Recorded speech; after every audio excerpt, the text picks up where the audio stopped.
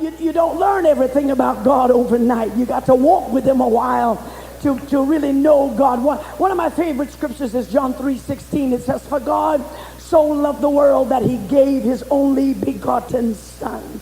Now, one of the first things that we must know is that when we got Jesus, we got the greatest gift that heaven will ever give us.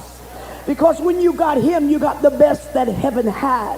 And when you got him, you got the gift that keeps on giving. You know, just when you think he's this, he's going to turn around and become that to you. Does anybody know what I'm talking about in this church tonight? See, when I first opened up the gift that God so loved the world that he gave me, I reached in that gift and I pulled out something that was called salvation. But a little bit later on, when I got sick, I went back to the same gift. And the gift that I pulled out, salvation, I found that up under my salvation there was healing. See, some of you don't know he's a healer because you've never been sick. But if you ever get sick, you'll find out that the same God that saved you can heal you and deliver you, and to the utmost Jesus can save. Just when you think he's bread, he'll turn around and be water. And just when you think he's water, he'll turn around and be your comforter. He'll be your counselor. He'll be a way out of no way, because God is good like that. I dare you to tell your neighbor, God is good like that.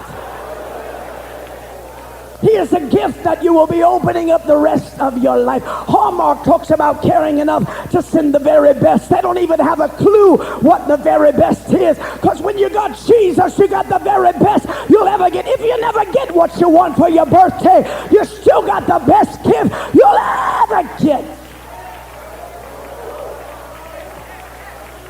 He's a gift you'll be opening up the rest of your life. That means the more you reach in, the more you will pull out.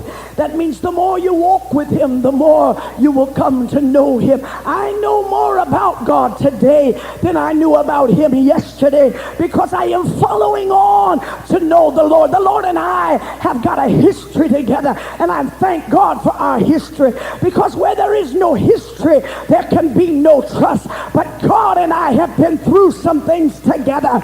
I have found him to be faithful.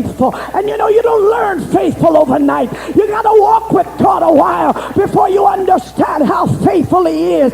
And sometimes you don't learn. The way you learn the faithfulness of God is by walking through the unfaithfulness of people. And when people have been unfaithful, it causes you to know how faithful God really is. We've been through something. You've been through some things together. God has preserved me. Aren't you glad that God is a preserver? The reason I didn't have a nervous breakdown was because God preserved me. The reason I didn't kill myself, kill somebody else for that matter, is because God preserved me. The reason I didn't run my car off the road is because God preserved me. He kept me. Tell your neighbor, he's a keeper.